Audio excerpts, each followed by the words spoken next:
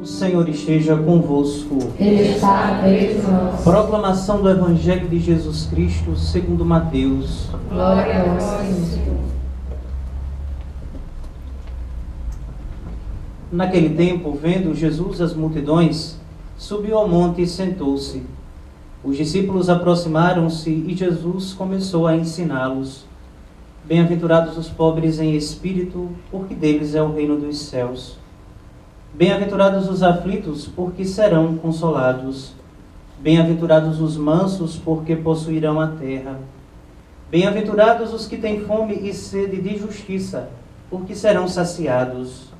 Bem-aventurados os misericordiosos, porque alcançarão misericórdia. Bem-aventurados os puros de coração, porque verão a Deus. Bem-aventurados os que promovem a paz, porque serão chamados filhos de Deus. Bem-aventurados os que são perseguidos por causa da justiça, porque deles é o reino dos céus. Bem-aventurados sois vós, quando vos injuriarem e perseguirem, e mentindo disserem todo tipo de mal contra vós, por causa de mim. Alegrai-vos e exultai, porque grande será a vossa recompensa nos céus. Palavra da salvação. Glória ao Senhor. Como eu dizia para vocês, amados irmãos e irmãs, no Brasil hoje, nesse domingo, depois do dia 2 de novembro, depois da comemoração dos fiéis defuntos, nós celebramos a solenidade de todos os santos e santas de Deus, porque na verdade esta solenidade é celebrada no dia 1º de novembro.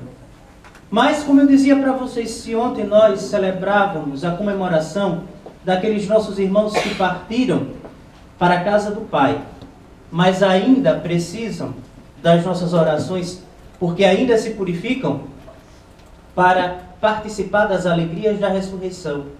Hoje nós recordamos outros irmãos nossos que partiram, mas não precisam mais das nossas orações.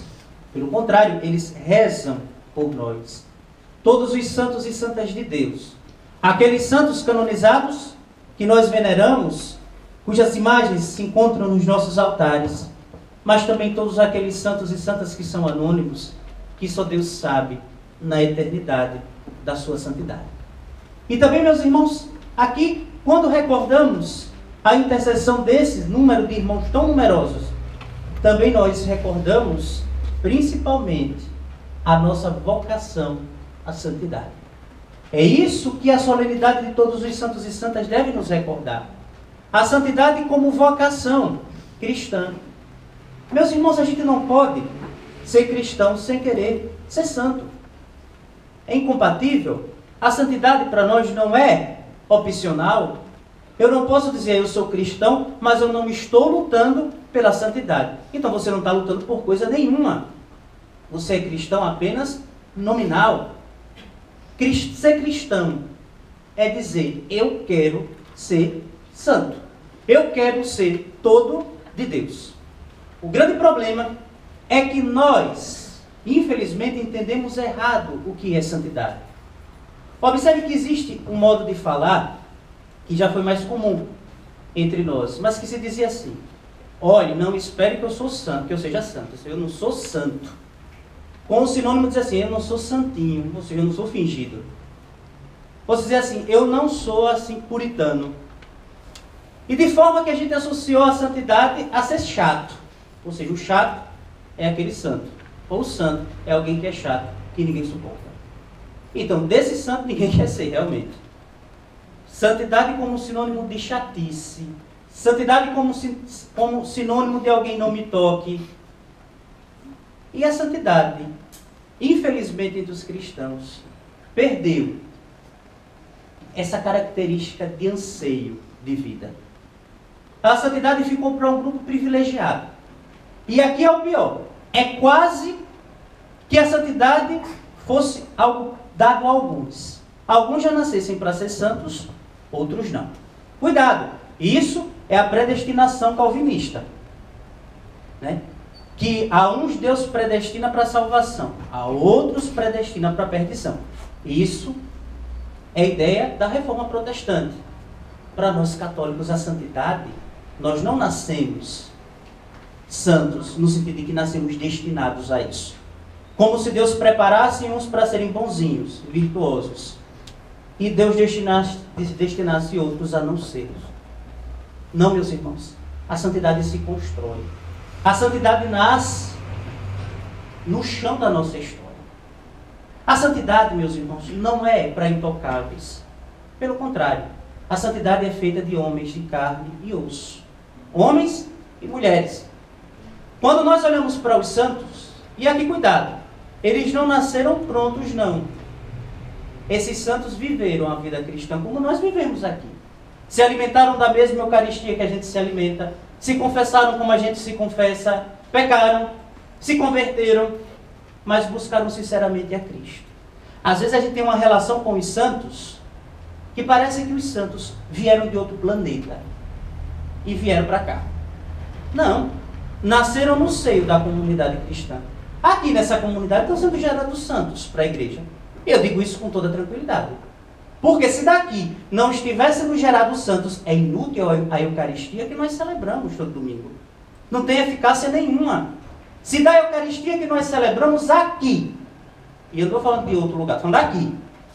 Se daqui não sai santos, ela está sendo ineficaz. Não porque o sacramento não haja, mas porque a indisponibilidade do coração está tão grande que ninguém consegue se deixar tocar pela graça de Cristo. Então, a santidade, meus irmãos, a santidade é uma proposta de vida para todos nós. E repito, a santidade que se constrói no chão, com o nosso suor, se constrói com as nossas lágrimas, se constrói com as nossas lutas interiores, que muitas vezes só Deus sabe quais são as nossas lutas. Mas aqui, meus irmãos, a gente poderia perguntar e deve se perguntar, mas finalmente, o que é a santidade? Como vivê-la? Objetivamente.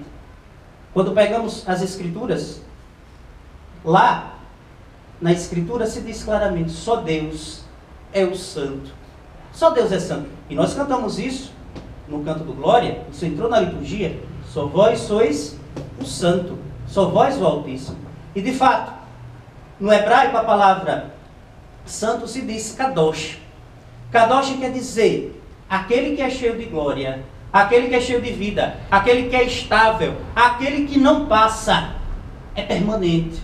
Só Deus é assim, meus irmãos. Só Deus é aquele que não conhece tempo. Ele simplesmente é. Eu sou aquele que sou. Mas, meus irmãos, esse Deus nos criou para nos encher da sua glória. Aqui está. Eis o nosso destino. Todo homem e toda mulher que veio a esse mundo foi criado por Deus para ser glorioso. Não da própria glória, que nós não temos glória nenhuma. Sem a glória de Deus somos uma ilusão que passa. Mas esse Deus nos criou, o Deus glorioso, nos criou para nos encher da sua vida. Já lá no livro do Levítico, no capítulo 19, depois que se apresenta todas as prescrições para o povo, termina-se dizendo: sede perfeitos, ou sede santos, como o Senhor vosso Deus é santo. Deus diz claramente, eu dou essa lei como um caminho de santidade. Eu dou essa lei para que vocês vivendo, vocês possam ser estáveis como eu. Vocês possam ter uma vida plena, uma vida cheia da minha palavra, da minha graça. Meus irmãos, vejam o que Deus sonhou para nós. Veja o sonho de Deus para nós. A sua promessa, o desejo de Deus. E qual é o nosso destino? A santidade. Se a gente foge disso, nós estamos fugindo daquilo que Deus espera de nós. No alto caminho. Agora, meus irmãos, é claro que Deus sabe da nossa fragilidade.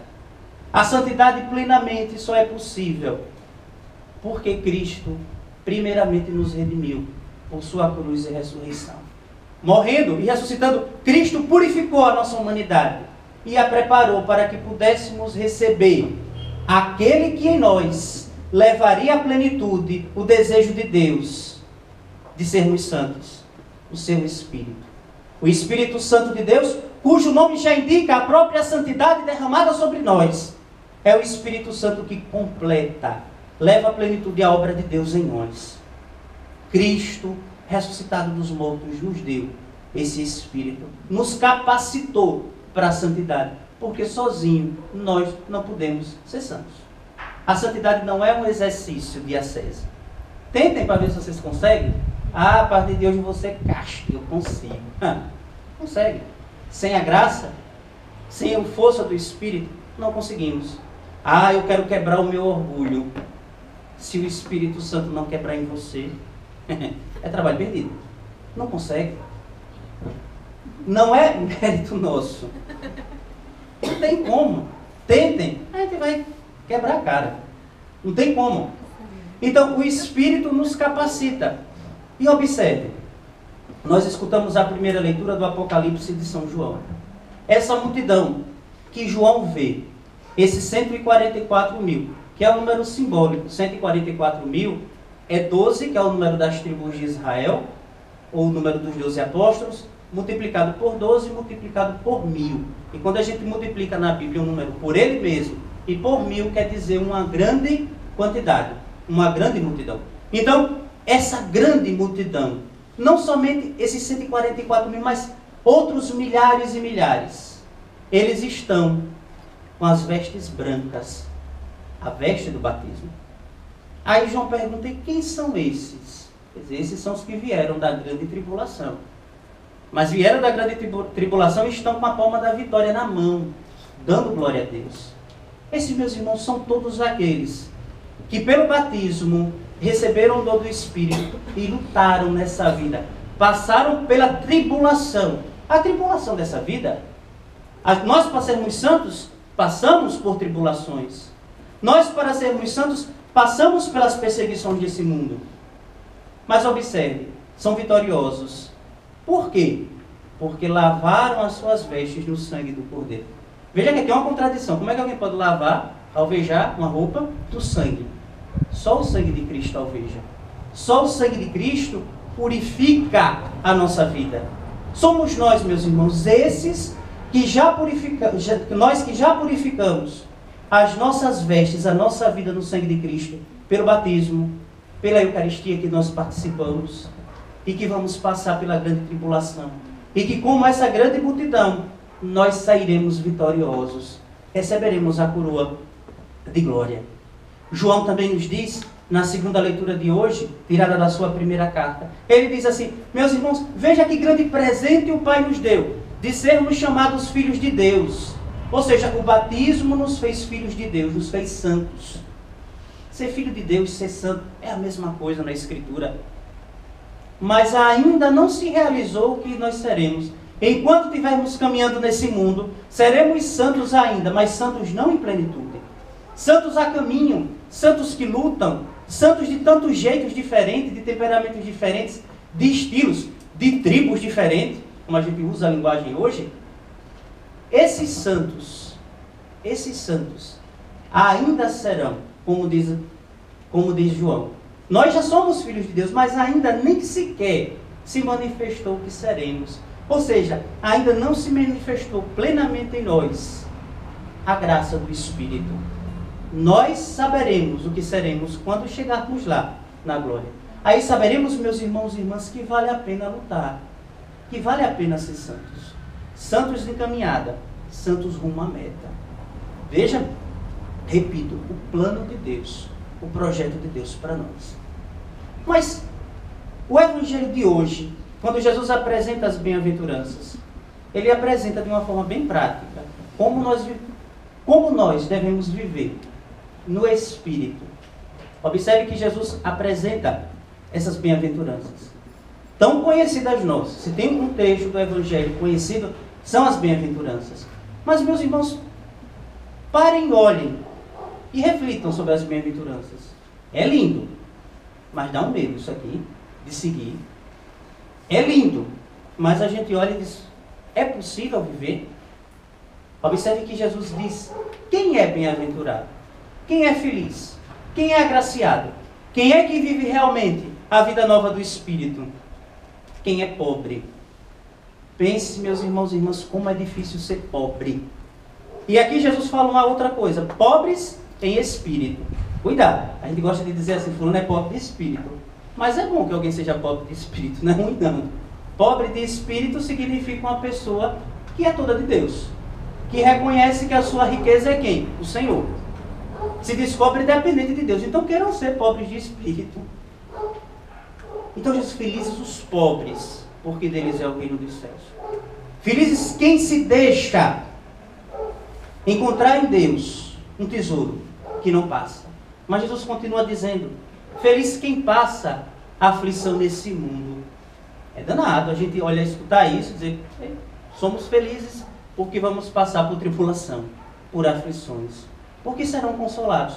Porque Jesus não promete a nós, não nos promete, meus irmãos, vida mansa. Jesus não nos promete uma santidade que nos tire dessa vida.